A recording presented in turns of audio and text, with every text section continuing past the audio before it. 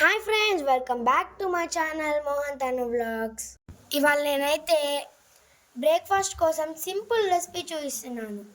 ఈ రెసిపీ అయితే చాలా సింపుల్ అండ్ హెల్దీ కూడా. ముందుగా ఈ ప్రాసెస్ ఎలా చేయాలో చూద్దామా. మేము రాత్రి 10కి మినపగుళ్ళు బియ్యం నానబెట్టుకున్నాం. 3 గ్లాసుల మినపగుళ్ళకి 1 గ్లాస్ బియ్యం నానబెట్టుకోవాలి. మార్నింగ్ లేచిన తర్వాత శుభ్రంగా కడుక్కోవాలి. దాని తర్వాత మెత్తగా మిక్సీకి వేసుకోవాలి. ఈ పిండి అట్టుపిండి కన్నా కొంచెం గట్టిగా వేసుకోవాలి. ఆ తర్వాత పిండిలో తగినంత సాల్ట్ వేసుకోవాలి.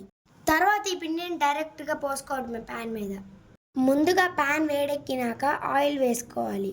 ఆ తర్వాత ఈ పిండిని తీసుకొని మందంగా చిన్నవిగా పోసుకోవాలి. ఈ దిబ్బ రొట్టెలు మీడియం ఫ్లేమ్లో మాత్రమే ఉంచుకోవాలి. దిబ్బ రొట్టెని గోల్డెన్ కలర్లో మాత్రమే కాల్చుకోవాలి. అంతే అండి, ఈ రెసిపీ చాలా సింపుల్. ఇది చాలా హెల్దీ అండ్ టేస్టీ. చాలా తొందరగా కూడా చేసుకోవచ్చు. దీనికి ఎలాంటి చట్నీలు అవసరం లేదు, జస్ట్ కారప్పొడి మాత్రమే. ఈ దిబ్బ రొట్టెలోకి చిన్నులపై కారప్పొడి వేసుకొని అందులో నెయ్యి వేసుకొని తింటే చాలా బాగుంటుంది. ఇది మేము వీక్లో 2 times వేసుకుంటాము.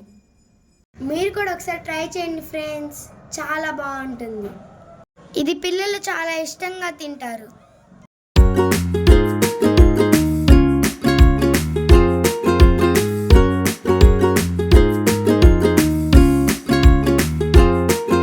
బాయ్ ఫ్రెండ్స్, నా వీడియో కనుక మీకు నచ్చినట్లయితే లైక్ చేసి, షేర్ చేసి, సబ్స్క్రైబ్ చేయండి ఫ్రెండ్స్.